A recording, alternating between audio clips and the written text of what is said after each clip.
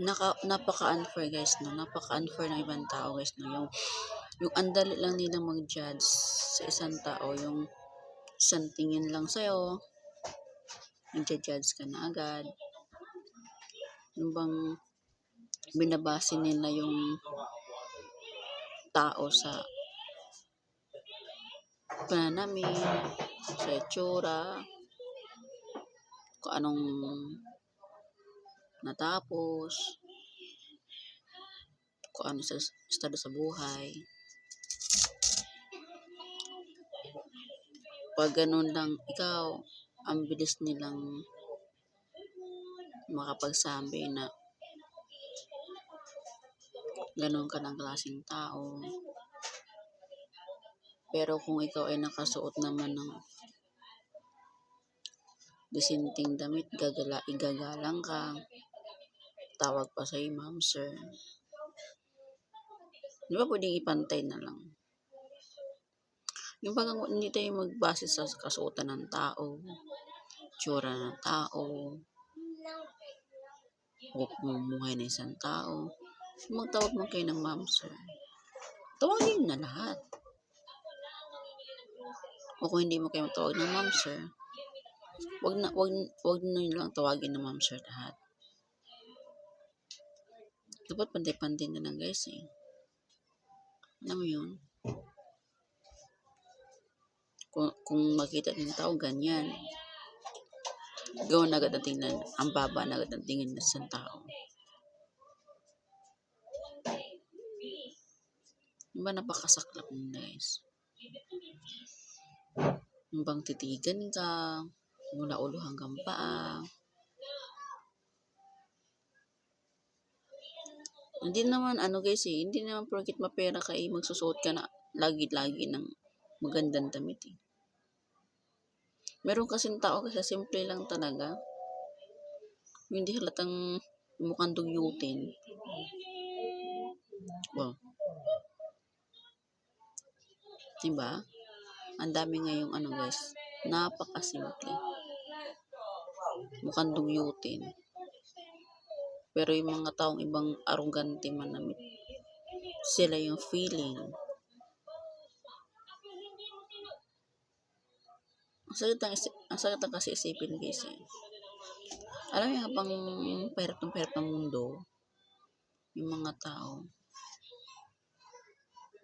pahirap din ang pahirap pag-judge ng isang tao. Diba?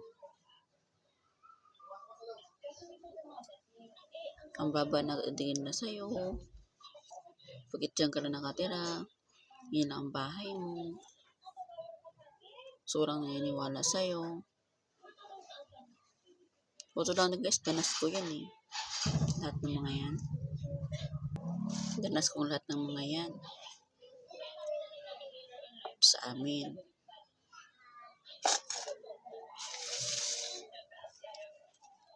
At sa ibang mga tao na marami na akong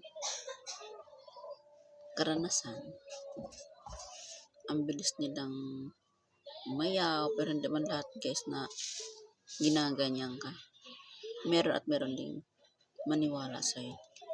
Talagang sa 10, merong isa.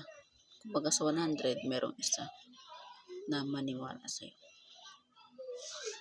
Ito na lagi ko sinasabi sa isip ko eh. Hanggat may isang niniwala sa akin, ipagpatuloy ko siya.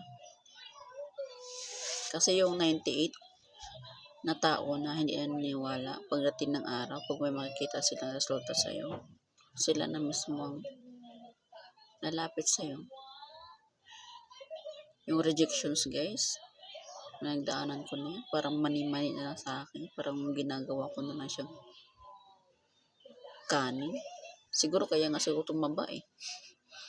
Kasi kinakain ko na yung mga rejections, yung mga failure, mga ignore ng mga tao. Na kahit sabihin ka na, paulit ka na lang, lagi like ka, paulit ka na sasabi mo sa amin, kahit sabi ka ng gano'n. I-ignore ka, i-restrict ka. Nasanay na ako guys eh. Parang ginawa ko na siyang tubig sa buhay ko. mga rejections, mga tao sa akin. Lagi ko na sinasabi sa isip ko guys na hanggat may isang naniniwala sa akin, ipagpatuloy ko. Ngayon, hindi lang isa, hindi lang 50 kataon niwala sa akin, madami guys. Hindi ko akalain yun. Ito sa amin, ang dami na-reject sa akin. Namimigay pa ako ng flyers. Ito sa amin, nagbahay-bahay pa ako. Kumakausap ng mga tao. Pero wala. Wala, hindi ka interesado. Kasi nakita nila, dito lang ako. Kahit bahay lang nila. Same lang ang sitwasyon. Kaya wala naniniwala. Chapuera. So, sayo na yung flyers. Yung flyers, pero hindi ako nahinayang doon sa effort ko.